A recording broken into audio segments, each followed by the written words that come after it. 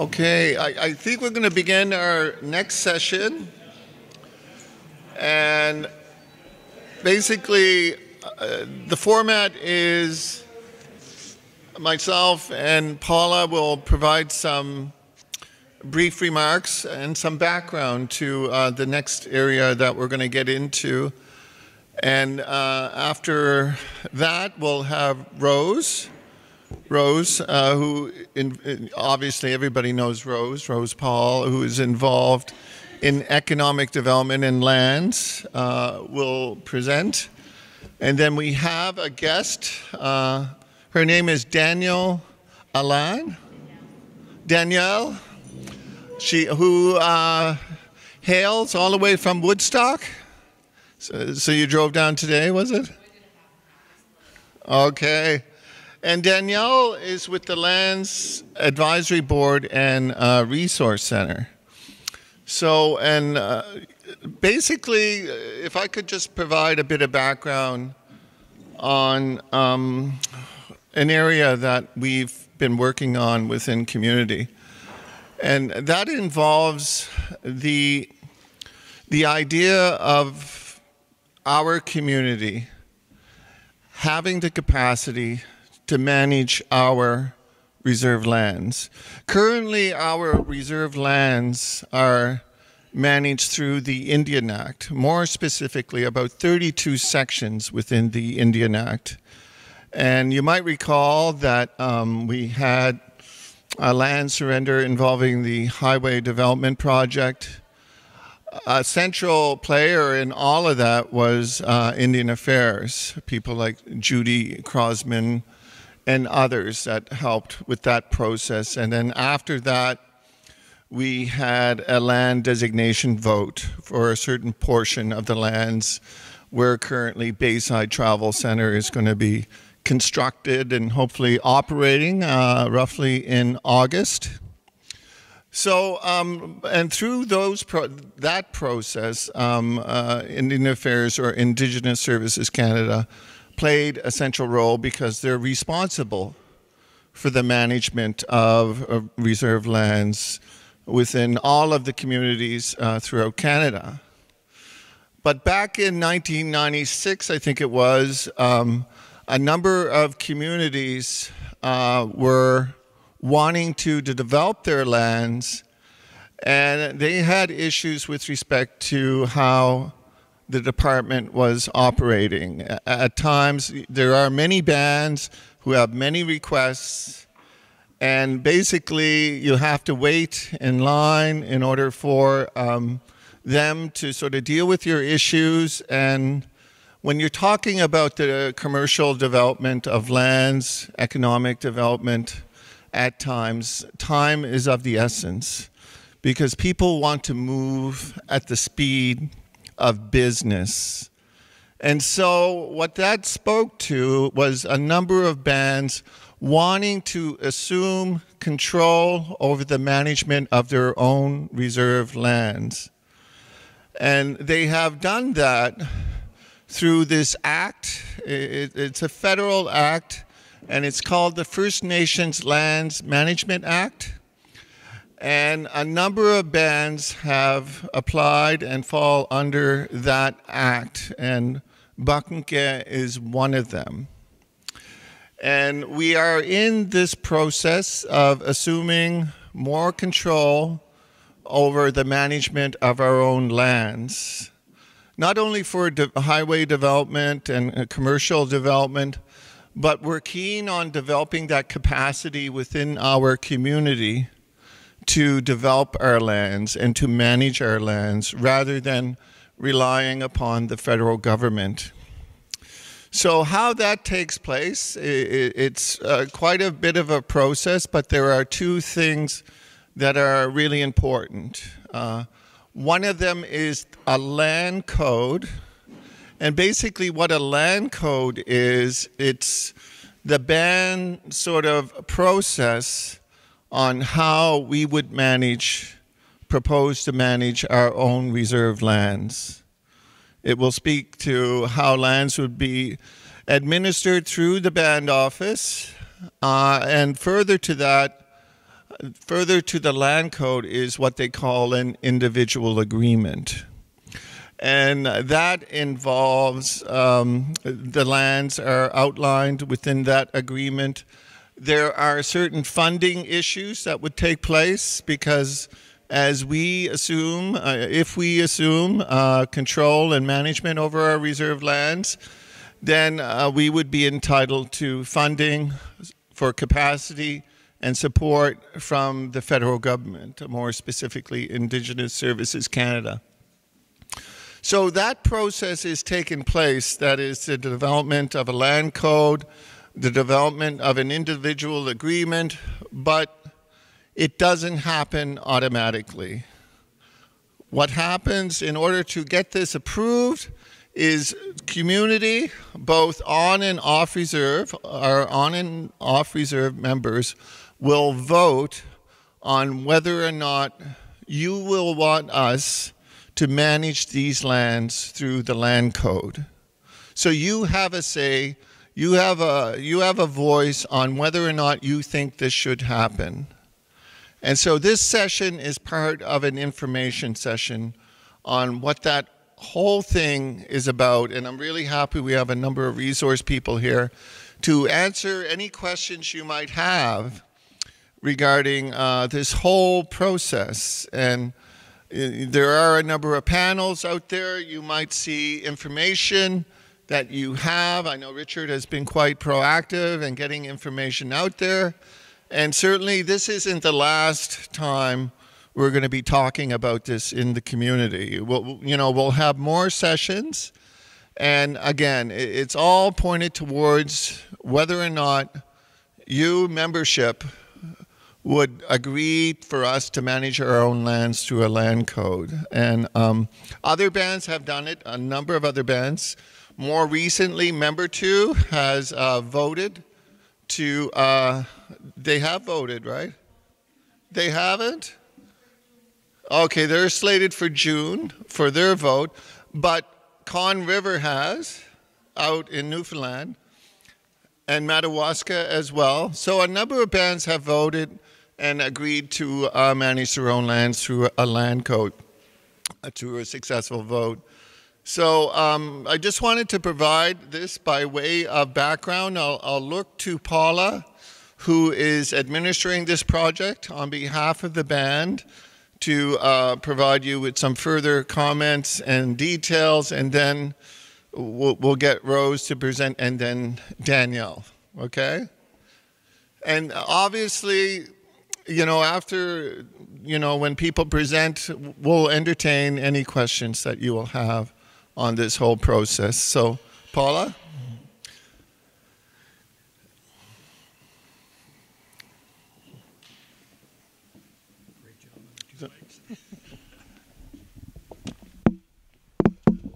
Hi, I'm not sure what else I can say. He stole the show. I always start off when I'm public speaking to tell you I'll turn red and get hot, but I won't pass out. I'm not one for public speaking. So I got hired on in July of, Jesus, what year is it? 2018.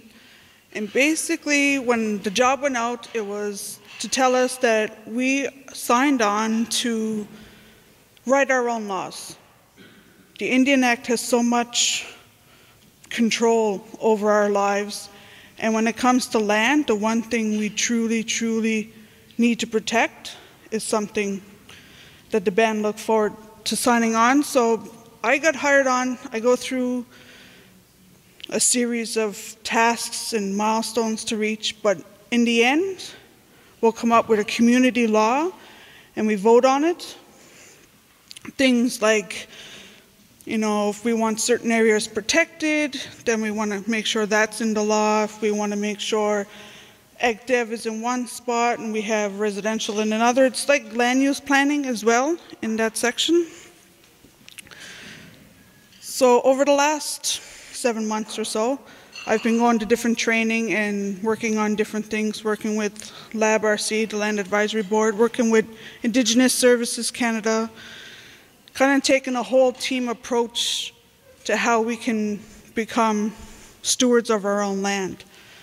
So one of the handouts we passed is a copy of each of these slides. So basically it gives a background, like how does the land code work, what's our benefits, and some myths, because there's some crazy ones out there.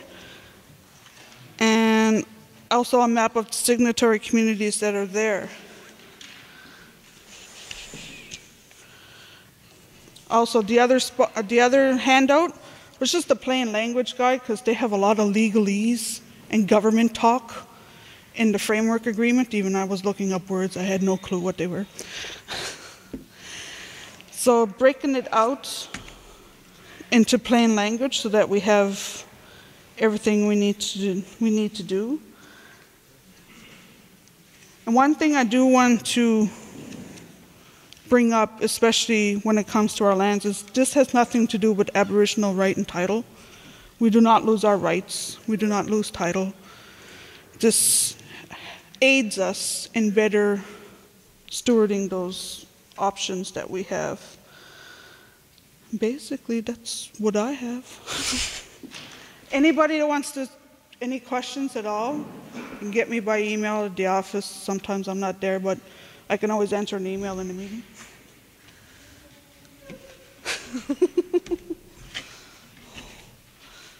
I'll hand it off to Rose, and if there's any questions or whatever afterwards, then we'll cruise that, and we will do door prize draws. Yay. She hates when I do that to her. Good afternoon. So I've been on the land code the land code planning, I guess, for the last 4 years.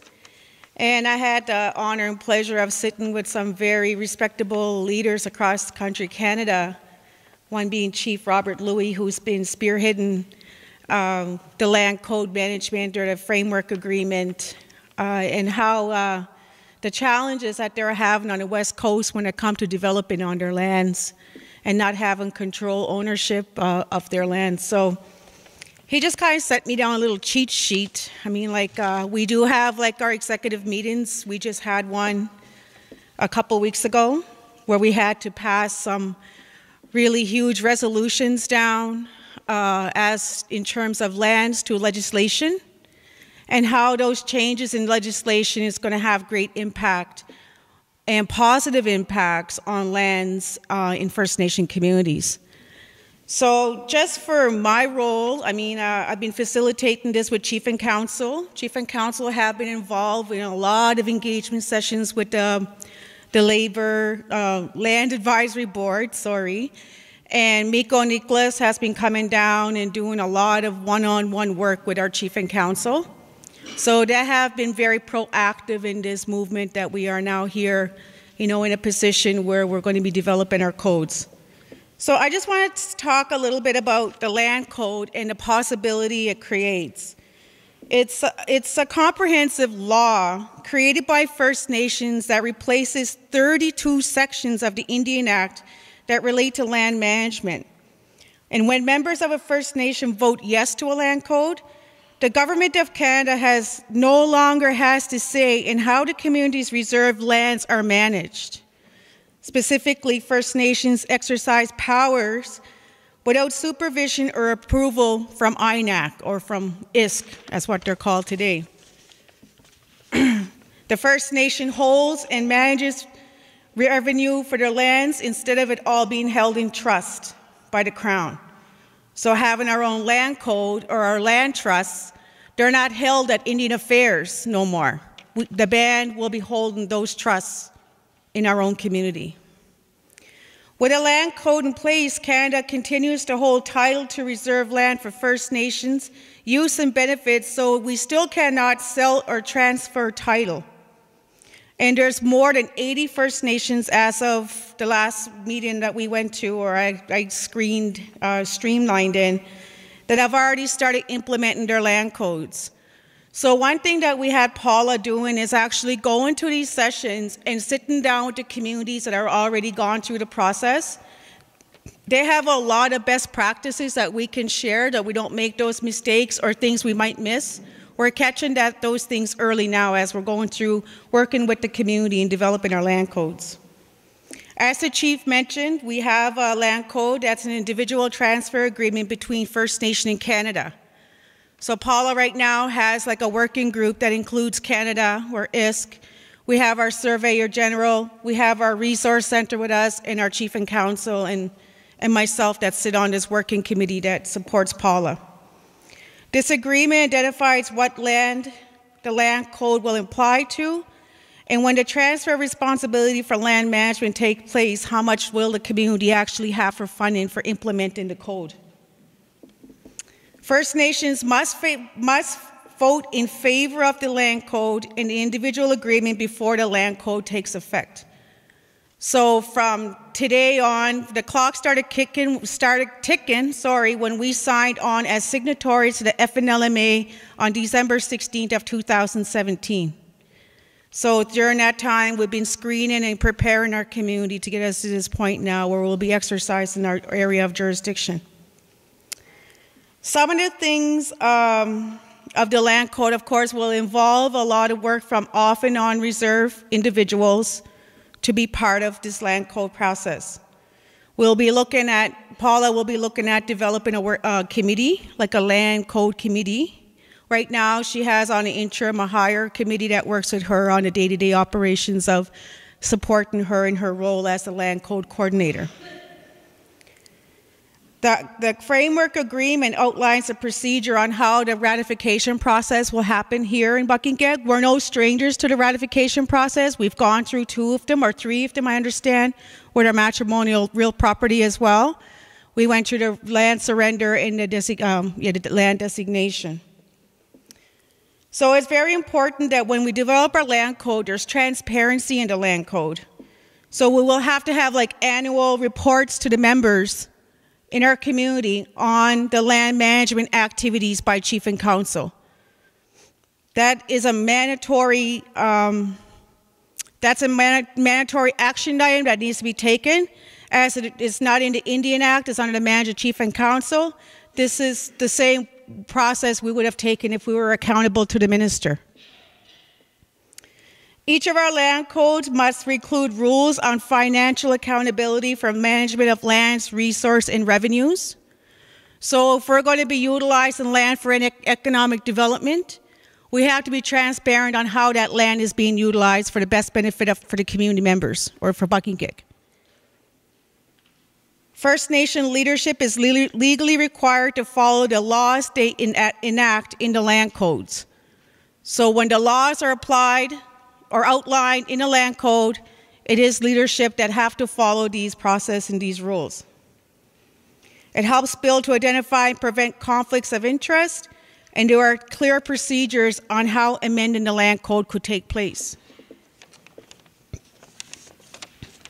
So just for us, like the exercise our community has undertaken was a massive one. So some of the benefits of having a land code come down to 4 related areas that I wanted to kind of talk about, because this is a movement of self-government as we move into our land code, creating a greater potential for economic development, gaining more control, and having the same weight as the Indian Act in court. So for land code for economic development, it removes their administration hurdles that the Indian Act opposes and allows for new rules and procedures on revenues from natural resources and how land and money generated from the land are managed. With the power to make the decisions, the First Nation can create more favorable conditions for business, deal directly with companies, industry, and municipalities to improve communications, time management, making processes move faster and more effectively. So just as an example, now what we went through at Bayside, we had to go through the surrender for the interchange, the roads, and we had to then the community had to designate the land so we can make economic development happen on that property. For the future, if any future EDO or whoever the Chief and Council decide for go of business, they don't have to go through all that process again, but they would still have to follow the land code rules we outline in our community. Where we want to designate those areas for economic development, we'll have to include another designation vote. It just makes the turnover happen a lot quicker for any business negotiations that we have to enter. The control that we have of the land codes is to the First Nation is that we can exercise our powers, rights, and privileges of the owner in relation to our land. These can enter contracts and to borrow, expend, and invest money, be party to legal proceedings regarding the land, and regulate and control or prohibit land use and development, including zoning and subdivision control. And land transactions can happen faster and quicker without Canada being our intermediary, as before we would have to go through order of council, then we would have to go through justice, and would have to go through all of those processes would be eliminated for us. Also, the importance of zoning is that, say Kara come in and she's urban, and then she decides, I'm just going to put my development on that land because I think it's the most feasible. Nobody can come in and use the land that way without following the right permitting processes that will take place here in Paqtnkek as we exercise our lands. Another great thing about us getting into the land code is that it's equal weight as the Indian Act. The land code, once enacted, holds the same authority as the Indian Act in court. The land code is approved by the members of the First Nation as it applies to, it is not approved by the minister. So I guess for the drawbacks of this, now that we're in this process, there is no turning back to the Indian Act as a land management system once the land code is enacted. The adjustment phase can be challenging, it is change, but the self-regulation empowerment that comes from taking back control of our lands will be worth it. And I hope that kind of helps summarize some of the thinking as you guys go through asking us questions in the panels. That's it. Thank you.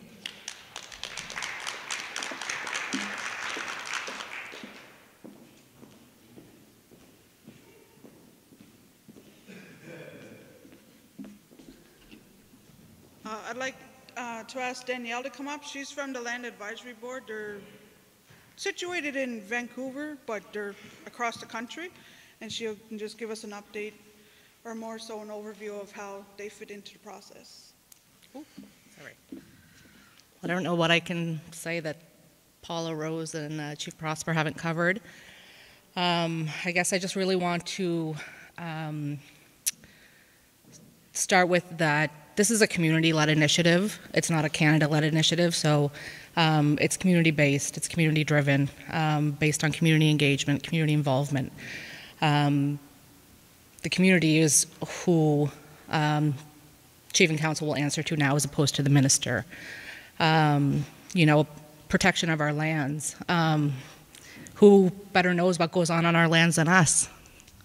You know what I mean? Not somebody sitting in a desk or cubicle in a local regional office that has no idea that the neighbor's dumping. You know what I mean? Like, we know what happens on the ground.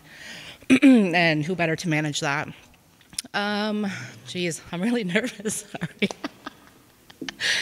Okay, some other highlights that I was sitting there thinking about. So environmental protection, the lands aren't able to be expropriated anymore by provincial or municipal governments. And the federal government can only expropriate in extreme, like, national emergency circumstances. So no longer can Nova Scotia come and say, well, we're going to expropriate that land for the highway, for the twinning of the highway. You know, they would have to deal directly with Paqtnkek to come to an agreement that was beneficial for Paqtnkek as well. What else? It's relatively new in the Atlantic, like I had said. I'm a technician with the First Nation Land Management Resource Center. I've been on for a year now. The land code is kind of relatively new in the east. If you can look at the signatory communities, there's a big concentration in BC, the prairies, Ontario. It's relatively new here. Like I said, we have 3 developmental communities and 2 operational. So member 2, yourself, and my community Woodstock are in the developmental process. So it's kind of picking up steam on the East Coast here. Geez, what else can I say? I want to stress too that the land code doesn't pass unless the community decides that it passes. Right? This is a community decision. So your input and involvement is very important in this process. Geez, what else did they cover? I think they covered pretty much everything. I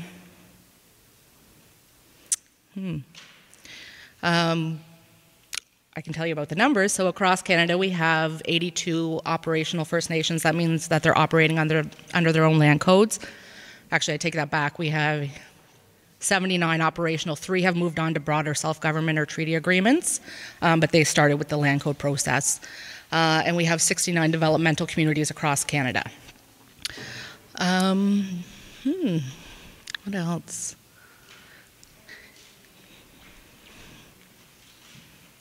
Geez. Do you guys have any questions? I'm just trying to think of other things that they haven't covered.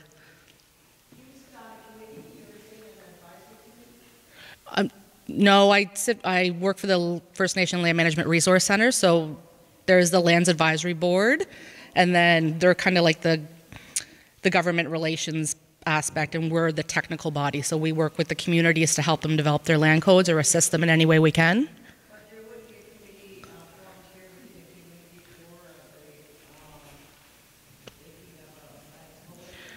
I guess I'm going to pass that over to Rose or Paula, so.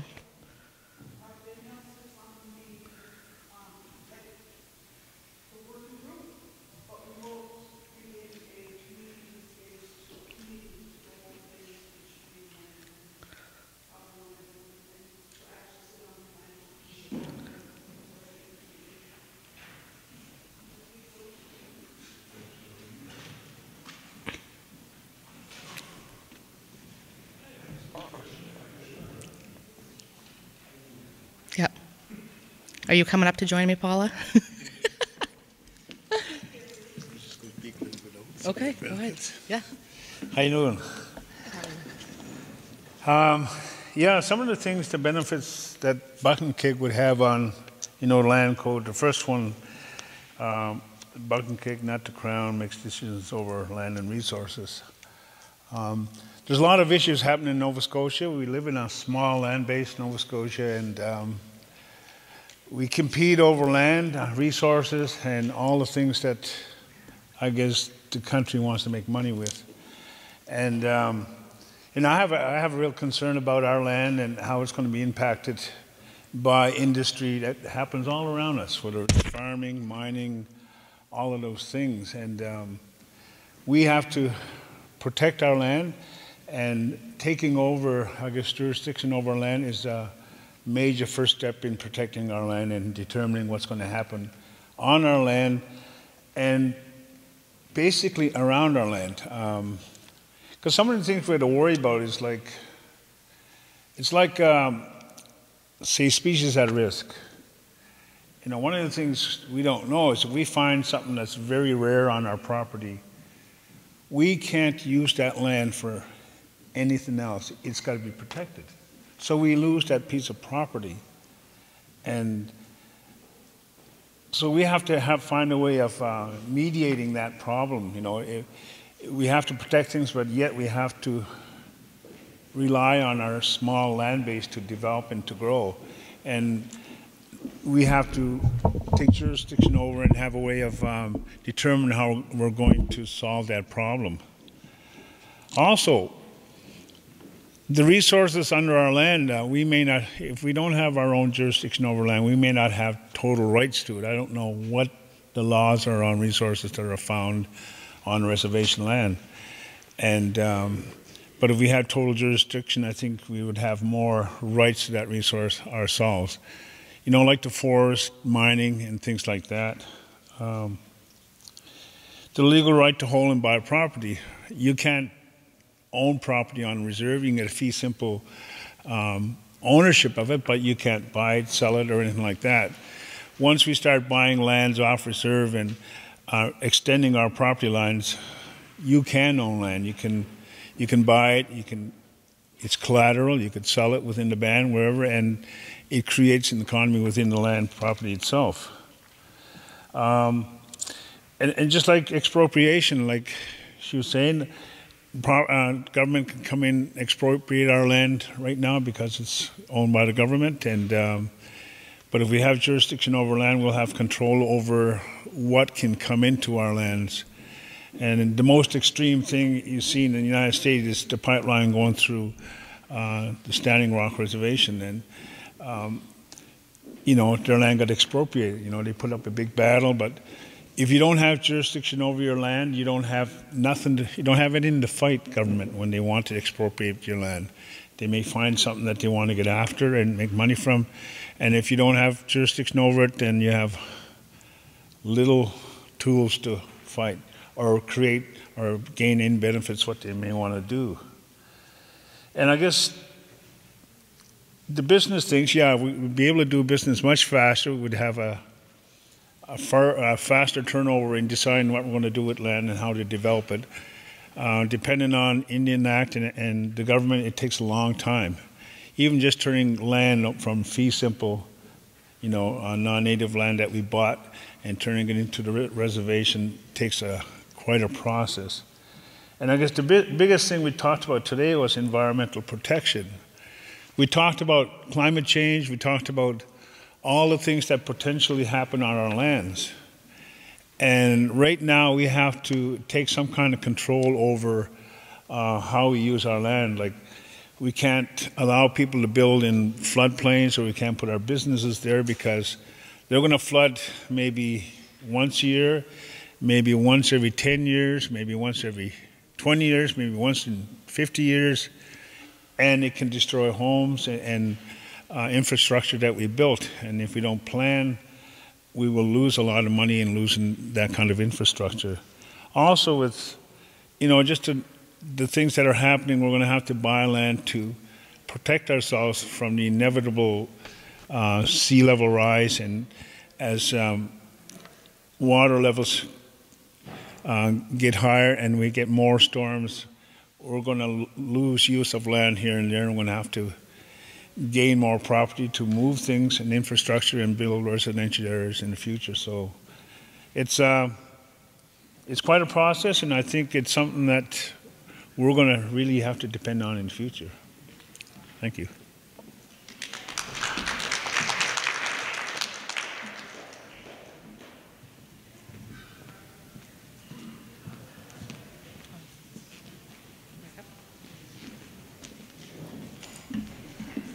Are you drawing, or are we doing more questions? Questions. Okay.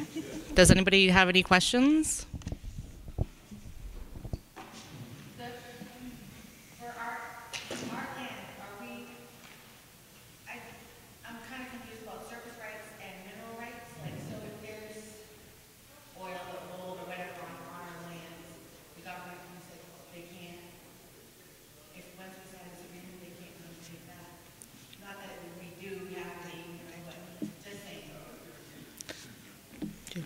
Do you want to answer that, or do you?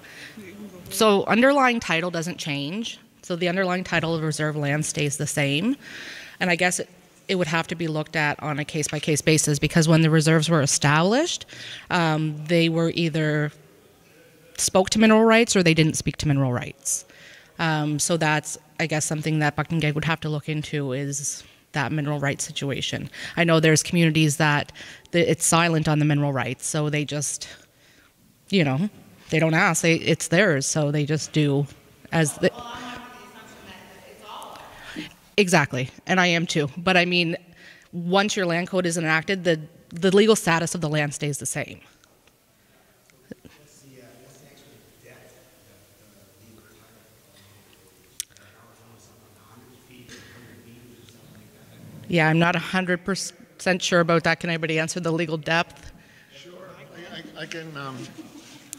I can try. I know the plows and cows things on the prairies, but...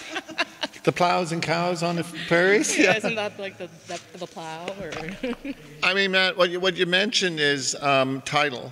And this common law, case law concept called Aboriginal title. And it's been subject to litigation across the country, internationally, and certainly within Nova Scotia. And there has been an Aboriginal title case that has went forward on behalf of the Mi'kmaq in Nova Scotia. And At least for present, we weren't successful in that case. So it's still an outstanding issue that the Mi'kmaq are pushing government to negotiate on essentially what Aboriginal title is and to have resolution of that.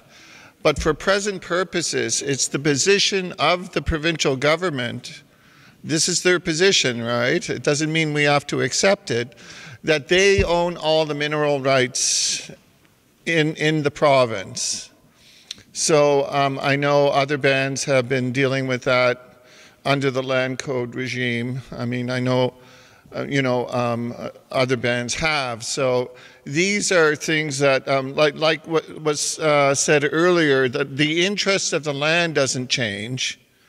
It's just more or less the management in terms of who manages the lands with respect to the land code. Mm-hmm. Okay.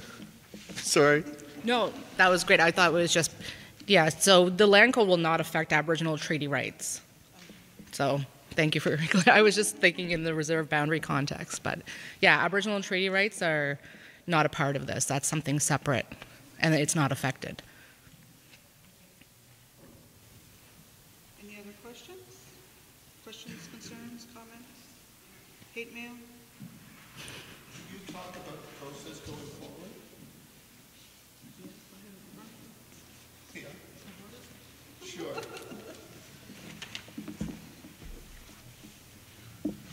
So essentially going forward, we'll be conducting more focus groups, cafes, and of the like so that we have the community involved, because I don't want to push without the community behind us. And we have, how it's working now is we do a community ratification process, is basically how we're going to vote when, how many days we're going to mail out things to off-reserve band members and whatnot. Then we work on an individual agreement with Canada, so basically how our relationship between the two of us is going to work. Then we move into creating the actual laws and bringing that to the community, saying, we want a law that's set where, for example, we want a buffer zone on the river. We want, 200 feet on each side. Well, if we wanted that in the land code and into our laws, then we need to enact that and have that in place. Once individual agreement's done, ratification process, the land is okay, the land code is okayed by the community, we have a vote. Then we sign the agreement. If vote is successful, we sign the agreement with Canada, and we keep on cruising and taking care of what we need to take care of, which is the land. Anything to add? Mm-hmm.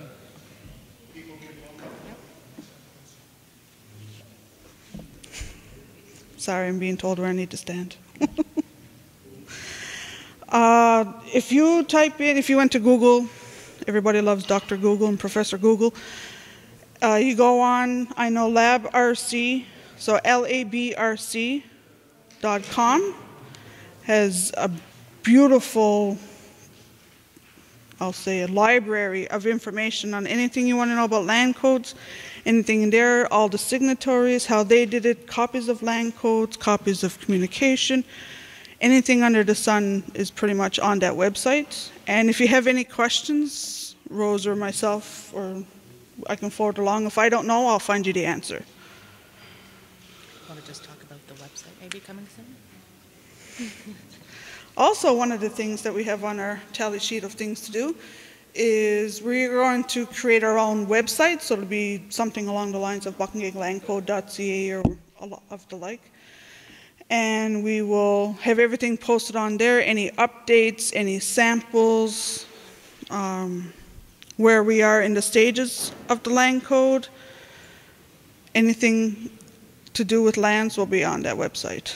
So that'll be coming soon.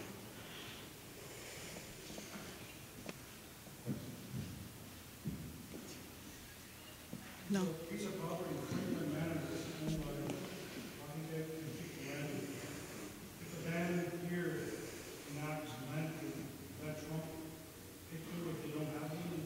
No. If we own, we do, that's the one piece of land that we do have that's owned jointly. The only way that our land code would work on that particular piece of property is if Pictou Landing was in land code itself. So it's kind of, it doesn't trump, doesn't apply at all. So basically we're looking at Nikdewig, Wellnig, and Paqtnkek lands.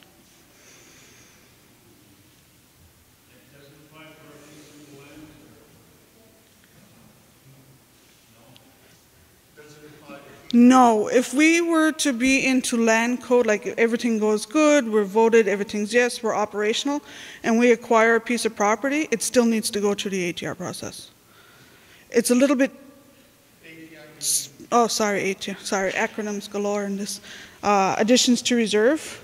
So this is just regulation land, no. But if we were to acquire more land, say for example in the land description for now, or like now we would say the land's legally owned by Paqtnkek under with its name, and we buy, I don't know, 20,000 acres outside of Antigonish. Once that goes, we can have it worded in the land code where it says any land acquired that has gone through the additions to reserve process is therefore under the jurisdiction of this land code. So there's still an additions to reserve process with the government, but it's a much speedier process. So your land base can only grow. It can never diminish. So as you add lands through the addition to reserve process, because it's a policy, it falls outside the land management provisions of the Indian Act. Where it's a policy, it still applies. But yes, your reserve size can never diminish. It can only grow. So any addition to reserve lands will be added to the land code if that's how they choose to proceed.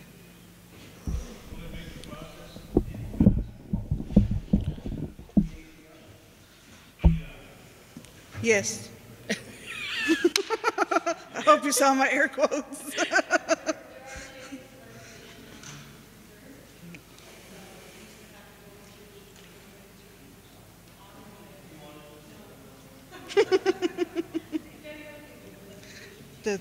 The amendment changes.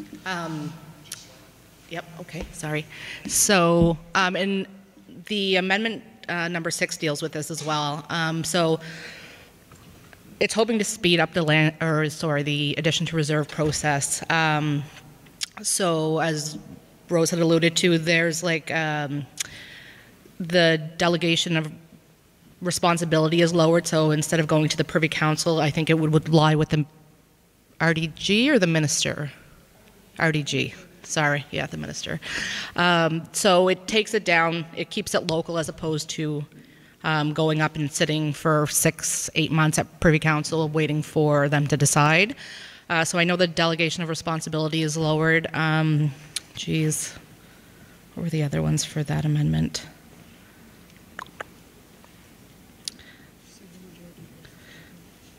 Yeah, I'm just thinking land, addition to reserves. I think the third-party interest, dealing with third-party interests, it's a faster process. So right now, under the addition to reserve process, any third party that's on the land needs to be dealt with prior to adding it. So Nova Scotia Power or Emera, is it? Any kind of third parties like that need to be settled prior to the lands being added. So I think that there's some leeway there with the third party discussions. Geez. I can post that on the website though. I can post the different the amendment number 6 or Paula can have it posted. Very yeah. Yeah, sorry, I should have really looked at that.